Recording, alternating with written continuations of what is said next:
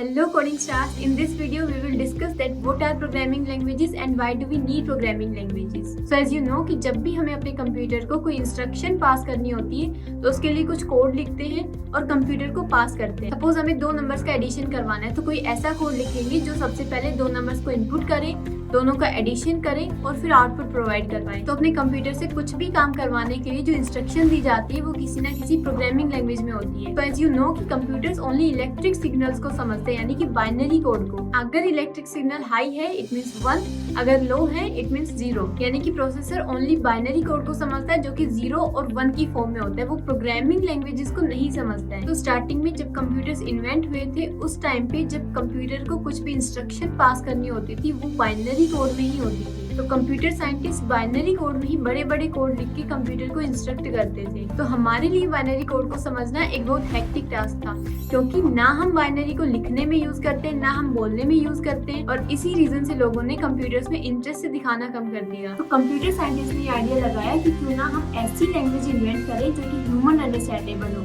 जिसको ह्यूमंस बोलने या लिखने में यूज करते हो, जो ह्यूमंस के लिए समझने में इजी हो। इसी आइडिया से प्रोग्रामिंग लैंग्वेजेस का इन्वेंशन हुआ। प्रोग्रामिंग लैंग्वेजेस के जो सिंटैक्स है वो ह्यूमन अंडरस्टैंडेबल लैंग्वेज में लिखे गए हैं, जैसे कि इंग्लिश। इसीलिए प्रोग्रामिंग लैंग्वेजेस में लिखे गए कोड को हम इजीली से समझ सकते हैं। बट अब इशू ये था कि प्रोसेसर्स ओनली बाइनरी कोड को समझते हैं, यानी कि 0 and 1। तो अब सॉल्यूशन ये था कि प्रोग्रामिंग लैंग्वेज में लिखे गए कोड को बाइनरी कोड में कन्वर्ट किया जाए जिसको प्रोसेसर समझ सके। इसके लिए ट्रांसलेटर को यूज किया गया। ट्रांसलेटर प्रोग्रामिंग लैंग्वेज के कोड को बाइनरी कोड में कन्वर्ट करता है। जैसे अगर हमें आपस में कम्युनिकेट करना है तो हम किसी न किसी लैंग्वेज को यूज करते हैं। सपोज 2 पर्सन है, ए एंड बी, दोनों अलग अलग लैंग्वेजेस जानते हैं, यानी कि ए पर्सन इंग्लिश लैंग्वेज जानता है, बी पर्सन हिंदी लैंग्वेज जानता है। ए पर्सन हिंदी लैंग्वेज नहीं समझ सकता है और बी पर्सन इंग्लिश लैंग्वेज नहीं समझ सकता है। अगर दोनों को आपस में कम्युनिकेट करना है तो दोनों कैसे करेंगे? तो क्यों ना कोई थर्ड पर्सन लाया जाए जो कि दोनों ही लैंग्वेजेस जानता हो।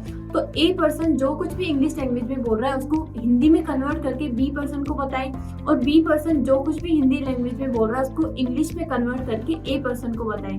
तो इस तरीके से दोनों इजीली से कम्युनिकेट कर सकते हैं। तो सेम एज ट्रांसलेटर भी प्रोग्रामिंग लैंग्वेज को बाइनरी कोड में कन्वर्ट करता है जो कि प्रोसेसर समझ सकता है। 1949 में ग्रीस होपर ने कंपाइलर को इन्वेंट किया जो कि ट्रांसलेटर का काम करता है, यानी कि प्रोग्रामिंग लैंग्वेज को बाइनरी में कन्वर्ट करता है। तो एज यू नो कि हमारे पास काफी सारे डिफरेंट प्रोग्रामिंग लैंग्वेजेस हैं, तो अलग अलग पर्पस के लिए अलग अलग प्रोग्रामिंग लैंग्वेजेस को यूज किया जाता है। जैसे फ्रंट एंड के लिए अलग प्रोग्रामिंग लैंग्वेजेस यूज की जाती है, बैक एंड के लिए अलग। कोई लैंग्वेज हाई सिक्योरिटी प्रोवाइड करवाती है, कोई लो सिक्योरिटी प्रोवाइड करवाती है। तो सभी प्रोग्रामिंग लैंग्वेजेस की अपनी अलग अलग फंक्शनैलिटीज है। अगर वीडियो पसंद आया हो तो लाइक, शेयर एंड कमेंट।